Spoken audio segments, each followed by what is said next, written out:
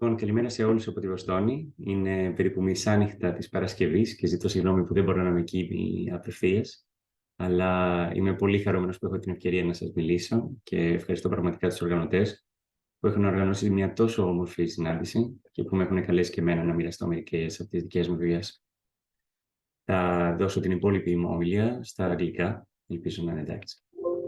So what I'd like to tell you about today is our work on trying to decipher and manipulate human disease circuitry at single-cell resolution, and specifically how artificial intelligence can really make a big impact in understanding human health and also enabling the future of medicine.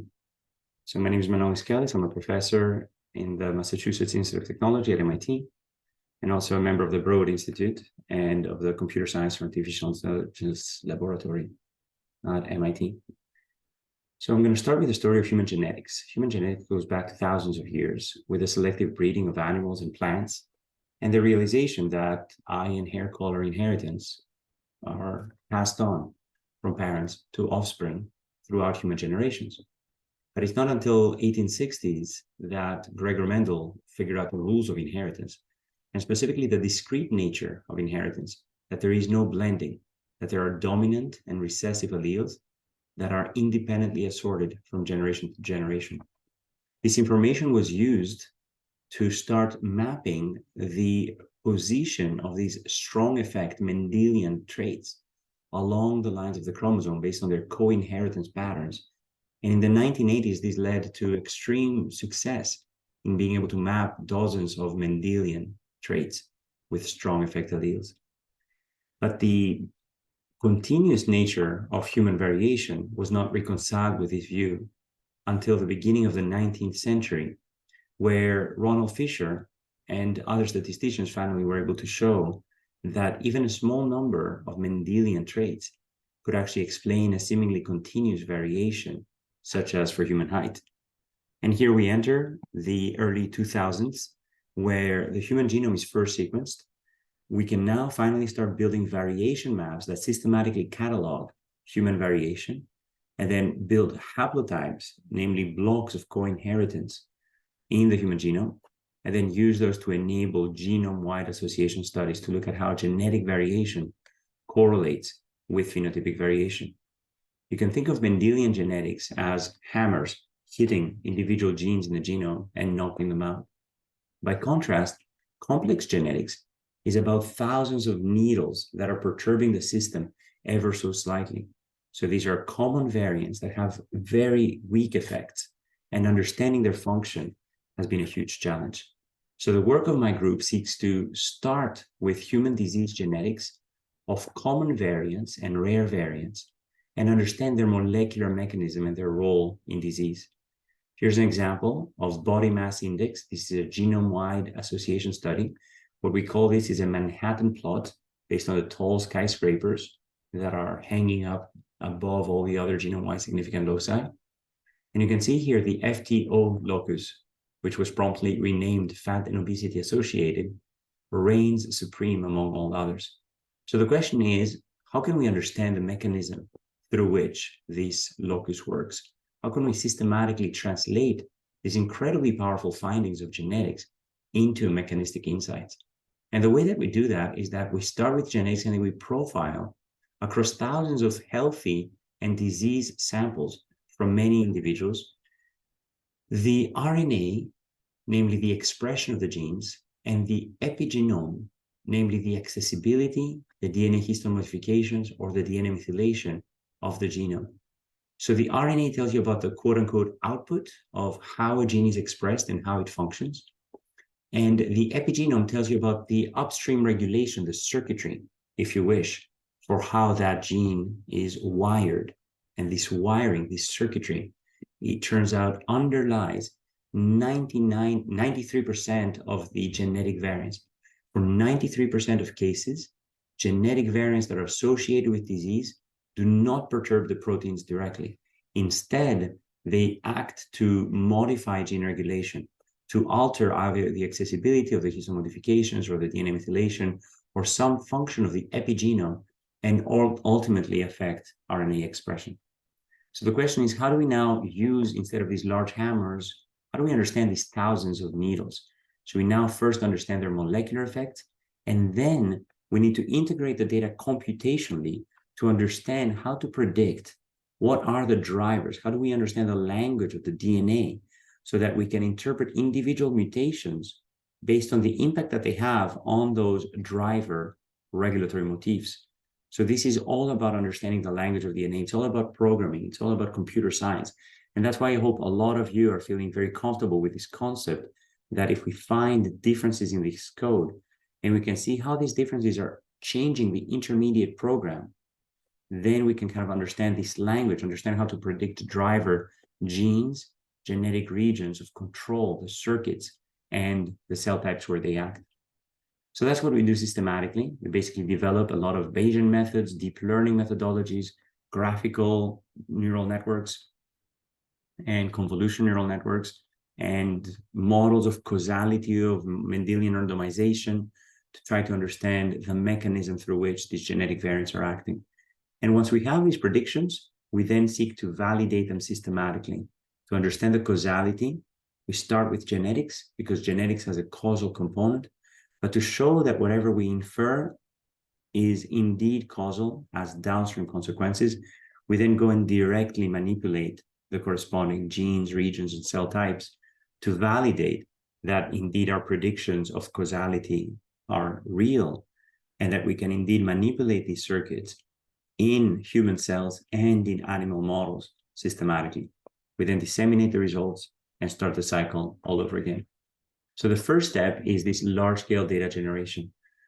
So we have not only a computational component in my laboratory, we also have an experimental component, and we have profiled thousands of human samples at single cell resolution, understanding Alzheimer's, frontotemporal dementia, Lewy body dementia, ALS, Huntington's disease, psychosis, schizophrenia, bipolar disorder, Down syndrome, autism, post-traumatic stress disorder, addiction, aging, cardiac disease, obesity, and exercise, and how all of those affect the phenotype, the molecular phenotype, these intermediate molecular phenotypes of disease in concordance with both genetics and environmental effects, to then ultimately lead to the observed functional consequences on the physiology and the biology and the cognition of human individuals. So again, we're looking at both DNA accessibility through single cell assay for transposes accessible chromatin or single cell attack, and through single cell RNA profiling, very often in multiple regions of the brain and in multiple tissues in the body.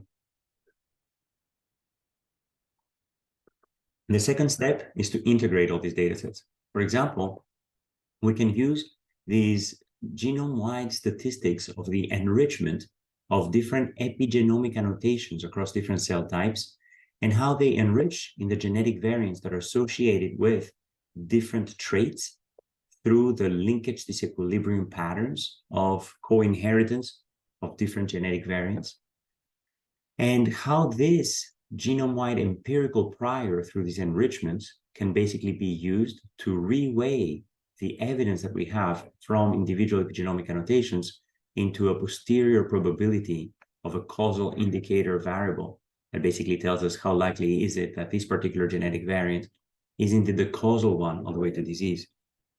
We also carry out a lot of mediation analysis and causality inference to basically understand whether the genetic effects on the phenotype are in fact mediated through intermediate molecular phenotypes that allows us to now paint a path of causality.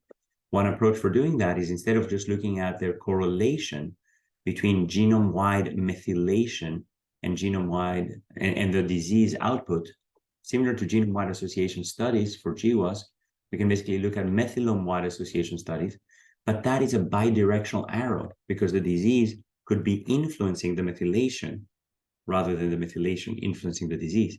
So instead, what we're looking at is predicting genetically the genetic component of methylation rather than all of methylation. So this imputed methylation, when correlated with disease, now has a unidirectional arrow because we have causality back, because this is only the genetic component of methylation. which is unlikely to be driven from the disease itself. The third type of approaches that we're using is convolutional neural networks, where we can predict from DNA sequence an alphabet where the filters, these building blocks, these primitives of the lower layer of convolutional layers, in fact, match known regulatory motifs that we can then learn de novo. And by combining multiple of these motifs, we can start understanding through multitask prediction the accessibility patterns of different cell types, which allows us to now start asking, what will be the impact of perturbing this T or this C in a new cancer sample that has never been observed before, or in an individual that carries a rare variant? So by being able to start predicting function directly from sequence, we can now start predicting the impact of these mutations. And the last approach that we're using is geometric deep learning, being able to not only understand these convolutional layers, but being able to sort of pay attention to specific parts of a chemical space or the protein space or the structure of single cell expression data to try to understand the relationships between different types of elements in a much more structured way. So we're applying this geometric deep learning to both single cell RNA, but also to chemical biology and protein structure. And I'm going to talk a little bit more about that at the end. So what do these steps give us? These two steps are basically giving us now the ability to understand the circuitry. So in the case of FTO, the strongest genetic association with obesity that I showed you earlier, what we were able to show is that the FTO gene itself has nothing to do with obesity. Instead, there's a regulatory motif that sits within the first 10,000 letters of the intron of FTO, where the association lies with obesity. And within these 10,000 nucleotides, there's a single letter change that changes an AT-rich motif that is normally bound by AT-rich interacting domain factor ARID5B. This motif is normally bound by ARID5B and represses this 12,000 nucleotide promoter that basically allows, or super enhancer, I should say, that allows you to now control the activity of these two genes downstream, IRX3 and IRX5.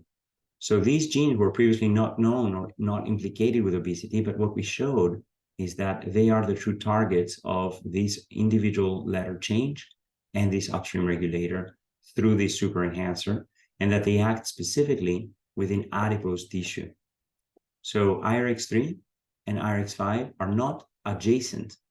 IRX5 sits 1.2 million letters away, and IRX3 sits 600,000 letters away, several genes over from this genetic association. That basically means that we're really tracing the circuits rather than just looking under the lamppost.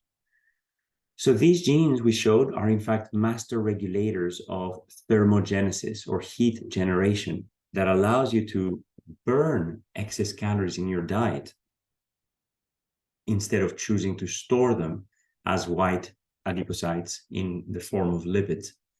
So lean phenotypes occur when you're able to burn these excess calories, and obese phenotypes are able to occur when you're not able to burn them, when you store every calorie that you consume.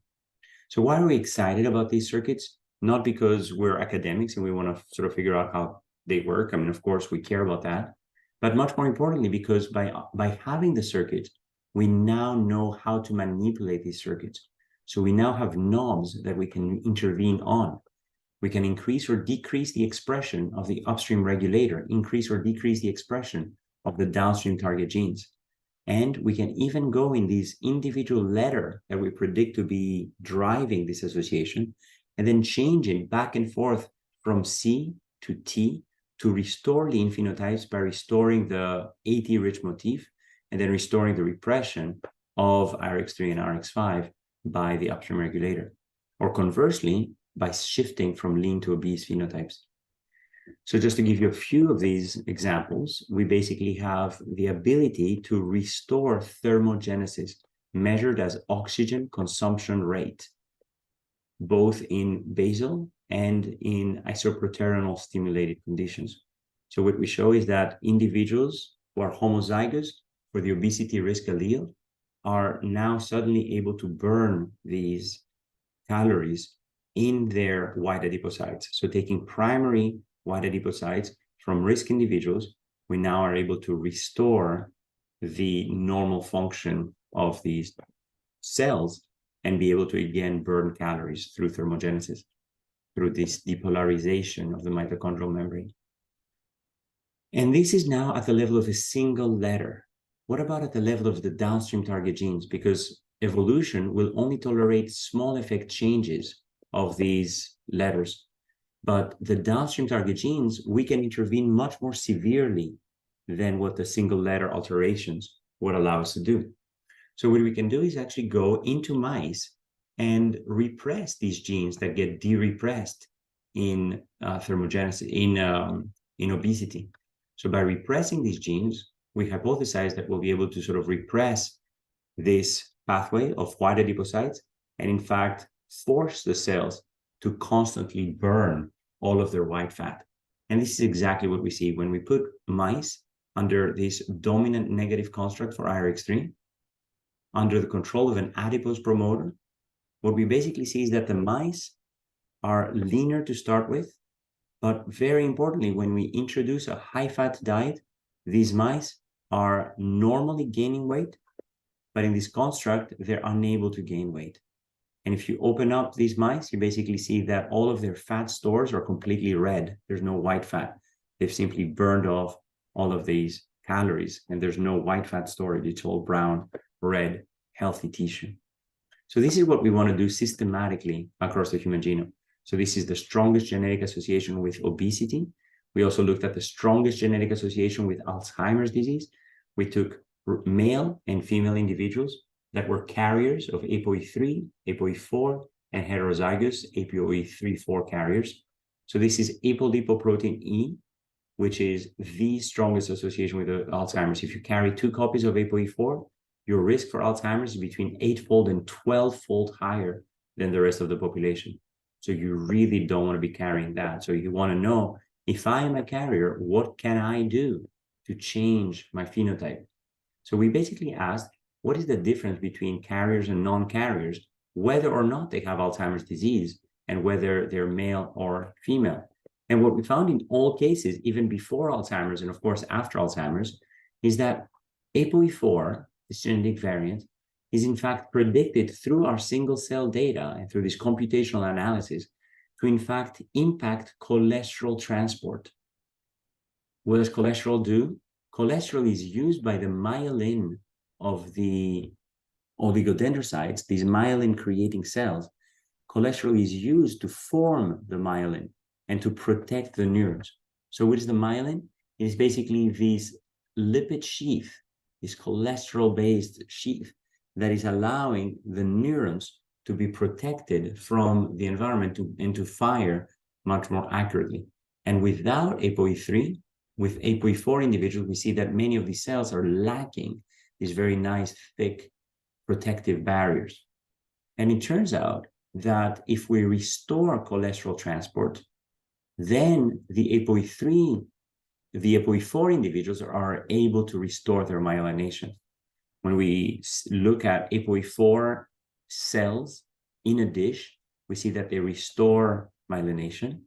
And if you look at mice, we see that the mice restore myelination, and also restoring the cholesterol transport actually restores cognition itself in the mice. So again, this is what we want to do systematically. We want to systematically manipulate human disease circuitry in order to be able to reverse these phenotypes. And we want to do this across thousands of loci in the genome. So we basically scaled up from 127 epigenomes that we had profiled in Nature in 2015 to 834 epigenomes in a paper that was published in Nature in 2021. And what we basically showed is that we can now identify systematically the genetic traits that are enriching in specific tissues. So we can now start building a network that basically tells us which genetic traits are enriched in what tissues. And what we're finding is that if you look at cholesterol, it enriches very specifically in the liver.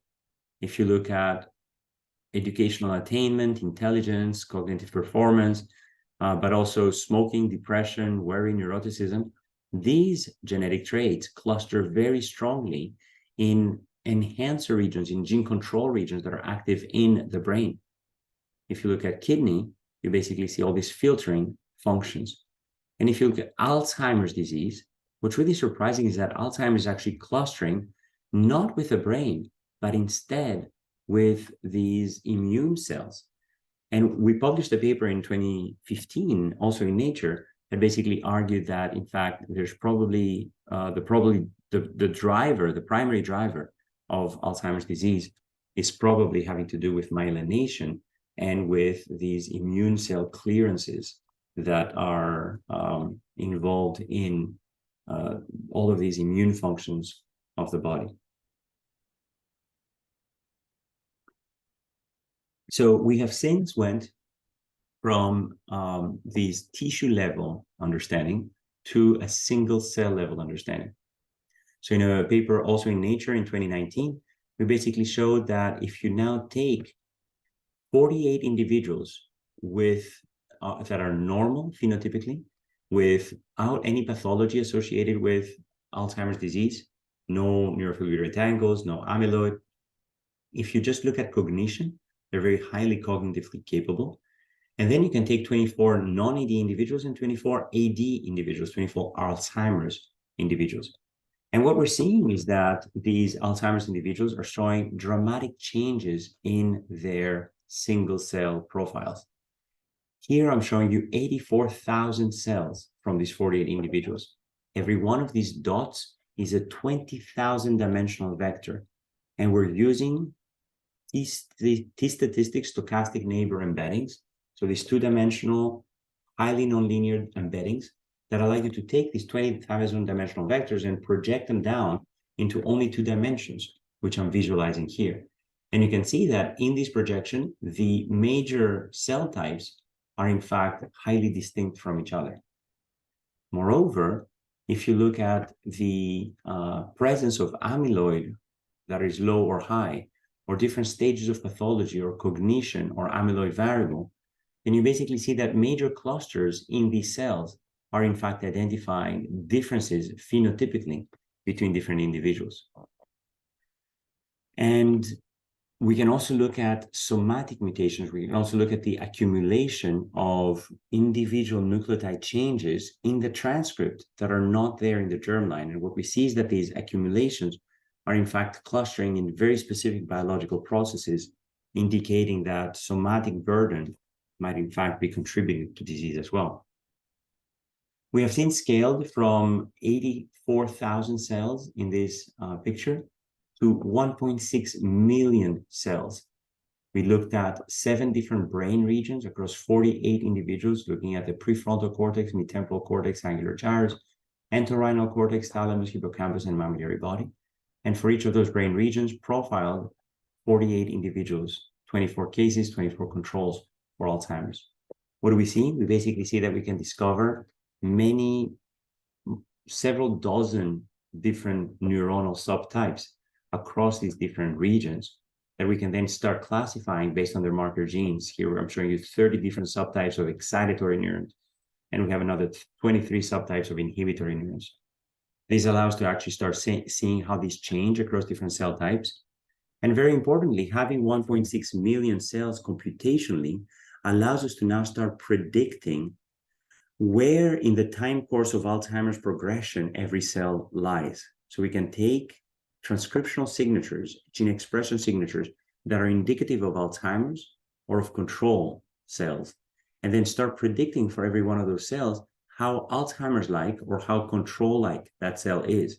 And we're also finding many intermediate cells. And what we can do is actually start tracing the path of Alzheimer's and start asking for every gene associated with Alzheimer's, where does it sit on this path? How can we predict the early acting, middle acting, and late acting genes underlying Alzheimer's? We have also gone a step further and looked at the anatomical organization of the brain. So if you look at the hippocampal formation, you can see here the dentate gyrus, CA1, 2, 3, subiculum, and then the different layers of the entorhinal cortex. What we can see is that these cells have very different morphologies, and those morphologies are associated with distinct transcriptional profiles.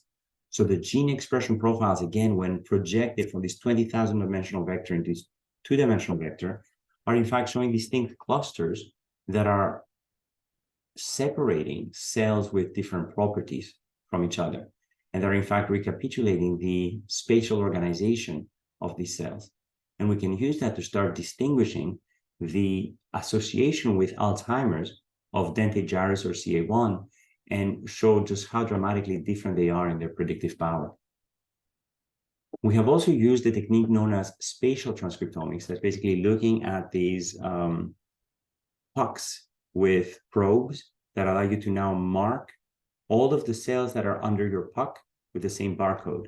And then when you sequence these cells, you can kind of place them back into the two-dimensional organization of these tissues.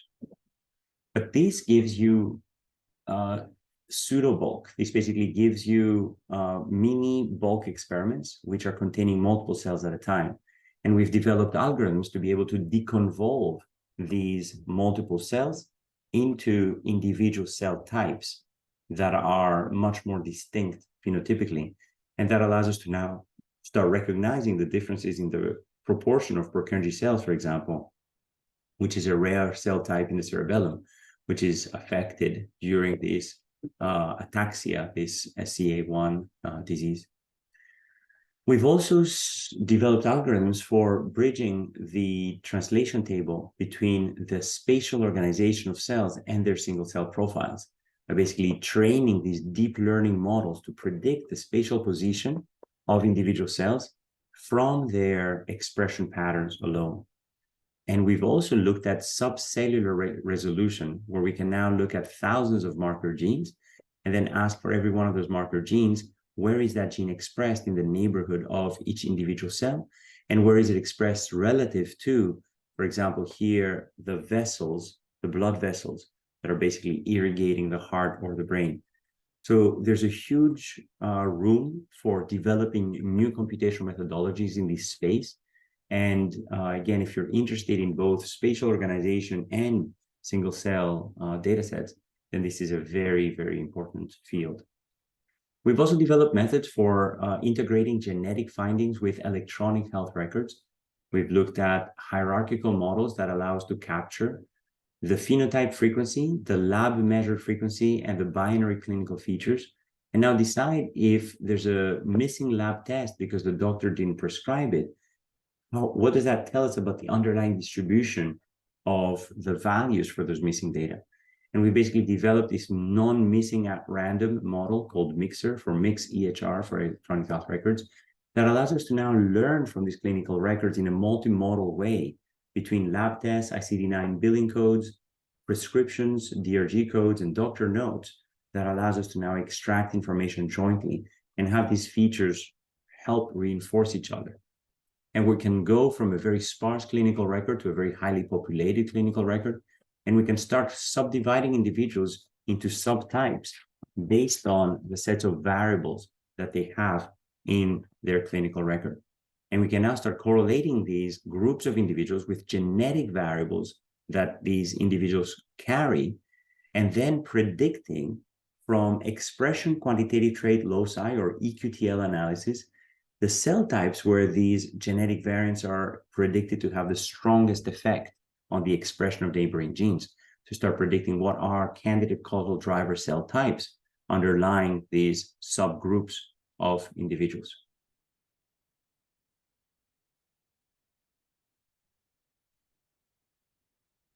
Beyond these electronic health record phenotypes, we've also looked at transcriptional phenotypes. So we call these transcriptional hallmarks, and this is inspired by the hallmarks of cancer that Bob Weinberg, for example, has laid out. It basically says that there's a certain set of pathways that underlie cancer. And in the same way, what we're trying to do is discover de novo the individual pathways that underlie Alzheimer's disease. How? By looking at 430 individuals here along the columns, and then for every one of those individuals, ask what are the transcriptional dysregulations that are happening for those individuals. And if we see that there are, in fact, groups of dysregulations that are happening recurrently across multiple individuals for the same cell types, then that allows us to now start predicting what are these transcriptional hallmarks. And to annotate these hallmarks, we basically ask what are the sets of genes that belong in these hallmarks, giving us distinct pathways that are associated with each of those. So we can find, translation, oxidative phosphorylation, synaptic biology, zinc and metal ion, GTPase regulators, and so on and so forth. But from those distinct pathways, we can now start painting every individual in a distinct way. So we can use these transcriptional hallmarks to infer distinct patient subgroups that allows us to now start reasoning about which patients contain what transcriptional regulations and start associating those with phenotypic differences between these patients. And we see that, for example, education, cognition, post-motoral interval, pathology, Bragg stage, etc., are in fact differentially associated with these transcriptional hallmarks. And that allows us to now recognize subsets of individuals that have distinct phenotypic signatures. What you can see here is that hallmarks 8, 10, and 11 are rarely associated with late-stage AD individuals, but other hallmarks are very much associated. So that basically tells us that perhaps these hallmarks are indicative of patients who are protective against Alzheimer's disease. And we can now start using the genetics of these individuals to start predicting the transcriptional hallmarks of every person, even though we do not have access to their brain. So we just need a blood sample. And from that blood sample, we can infer the genome-wide genetic differences of those individuals, and then use those genetic differences to then go in and predict the transcriptional dysregulation of every person and how that leads to a grouping within different treatment groups. We've also developed these Bayesian models for understanding the relationship between biomarkers and mortality or other outcomes in clinical records based on the longitudinal nature of these records and how individual patients vary across different biomarkers. And what we observe is that there's both a positive and a negative correlation between these risk biomarkers and the patient outcome. The positive comes because the observed biomarkers are informative of the underlying risk for the disease.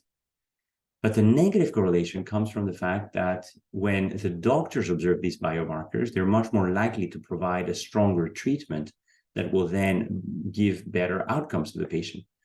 And this is one of such examples for creatinine. If you look at creatinine levels in the blood, you basically see that at exactly the value of 3, the risk suddenly decreases. And at exactly the value of 5, the risk again decreases. What's going on here? What's going on is that there's a monotonic relationship between creatinine level and risk, true risk. But in fact, when the doctors see that the creatinine levels are rising, they administer one change at a given threshold and a different change at another threshold. And naive machine learning algorithms would basically say, oh, great, this is the lowest mortality risk, so let's push all of the patients into this regime. Instead being able to argue about these discontinuities and then discover a mixture model, which is allowing you to now have these sharp thresholds brought in as indicators of causality of those interventions. So this is now described in a paper that we posted on medRxiv called Death by Round Numbers and Sharp Thresholds that I really encourage you to read up. We've also gone beyond individual tissues and asked how are these global effects, such as is known for exercise, affecting not just one tissue, but many tissues at the same time. So we looked at muscle, we looked at visceral fat and subcutaneous fat, and also small intestine, cortex, liver, and heart and blood. And we looked both in mouse and in human to basically look at what is the impact of a sedentary lifestyle or an exercise lifestyle, and what is the impact of a normal diet versus a high-fat diet. And what we found is that, indeed, the high-fat diet is remodeling the tissue to basically become more lipogenic. So if you look at these adipose tissue, these adipose stem cells, what we see is that they're highly dysregulated based on the impact of this high-fat diet.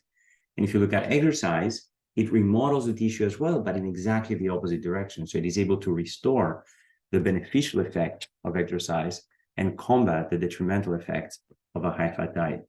And we can understand how these are mediated through cell-cell communications and interactions. We can basically predict through ligand-receptor pairs how the signals are traversing between different cell types, and then use those to annotate these functions. We also developed methods for scaling up the perturbation from a single experiment at a time to many more experiments at a time. So we've developed these modular and programmable CRISPR-based constructs that allows to either couple them with Cas9 for genome editing to knock out a promoter or a gene or to edit individual SNPs, as I showed earlier, or with deactivated Cas9, which does not cut the DNA, but instead can be used to recruit inhibitors such as SCRAB or activators such as P300 to then turn on or off individual enhancer regulatory control regions. So we've used these to now manipulate the enhancer of BIN1, for example, and start looking at how we can change its expression to be higher or lower. We've also differentiated cells into neurons, microglia, astrocytes, and oligodendrocytes to understand how these perturbations impact different cell types differently.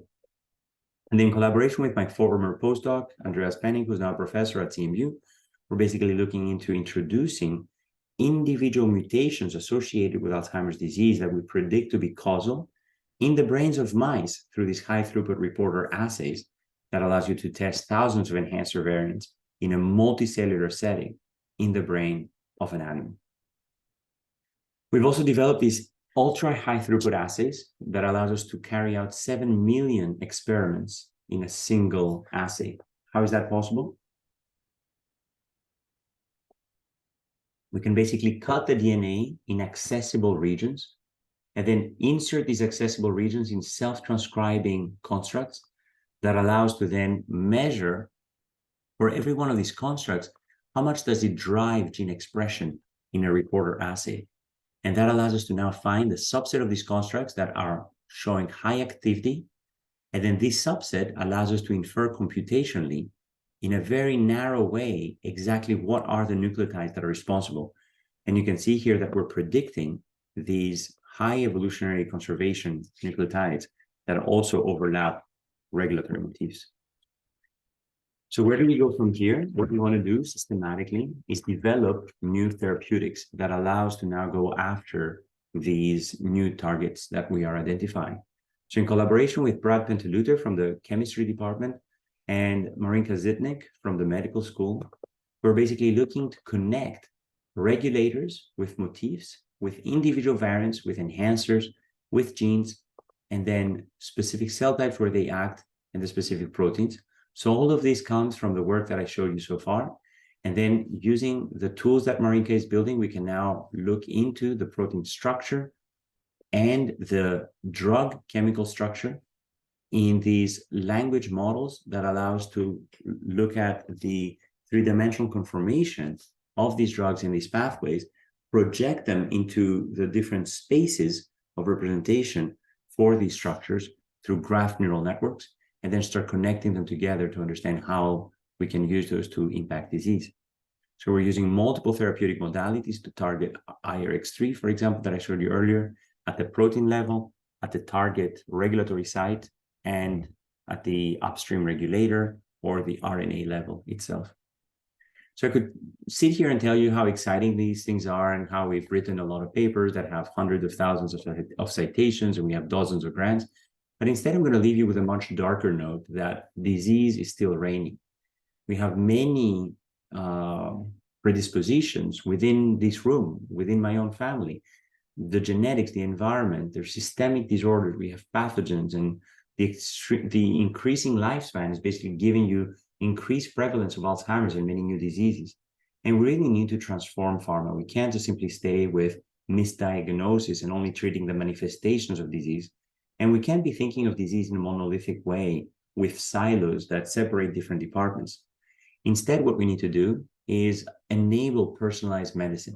Use all of these results that I told you about to start understanding the mechanism of disease, to be able to manipulate these mechanisms by reversing the circuits that we uncover, to enable individualized treatments by combining multiple pathways, by developing drugs for every pathway, and then combining these drugs systematically for every patient. For every patient, we have a burden, an accumulation of perturbations for each of the pathways. And then we can use all of the omics, the genetics, the epigenomics, the transcriptomics, the proteomics to understand how these are clustering specific pathways. And we can't do that alone. We need a coalition.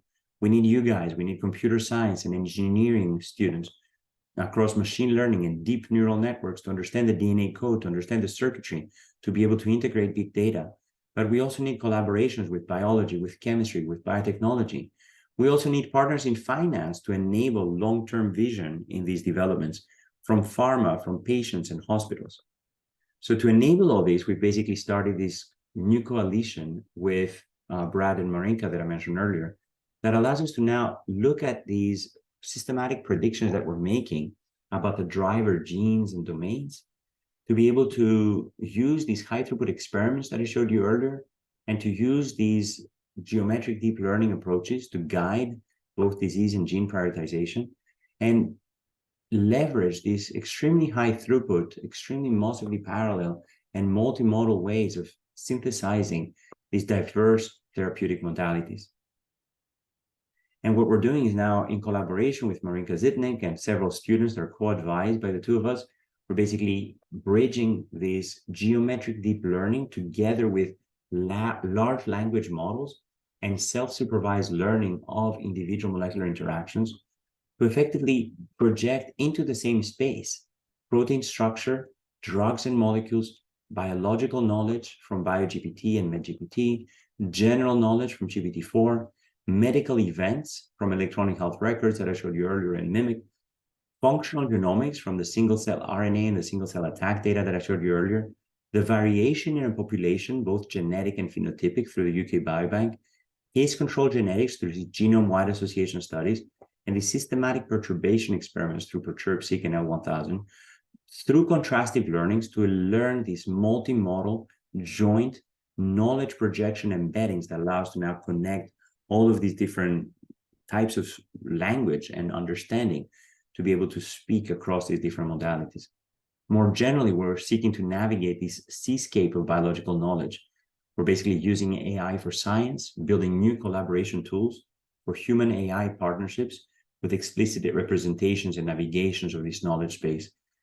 So for those of you who are heavily computational, who are interested in deep learning and machine learning, please reach out, because we're looking for help both in this project and in that project to be able to sort of project all of these complex information into the same space.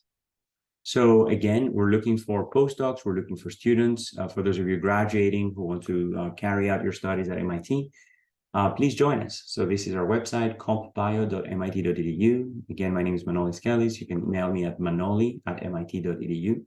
And I would be thrilled to work with you to integrate big data and machine learning and systematic experimental validation to both have a lot of impact and a lot of fun.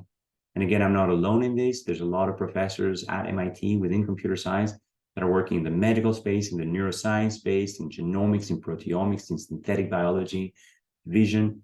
And we are only one institution here, the Computer Science and Artificial Intelligence Laboratory, but we are surrounded by this ecosystem of biotech, of AI, of machine learning, of computer science and algorithms. So that's where I'll stop. And I will be truly delighted to talk to many of you. Again, I'm so sorry I'm not going to be able to be there. It's going to be 3 a.m. my time when the talk is scheduled. But I hope that you will be able to watch this recording in a couple of hours. Ευχαριστώ και πάλι πάρα πολύ και πραγματικά μεγάλη μου τιμή που μιλάω σε εσάς και σας ευχαριστώ πάρα πολύ για την όμορφη πρόσκληση. Γεια σας.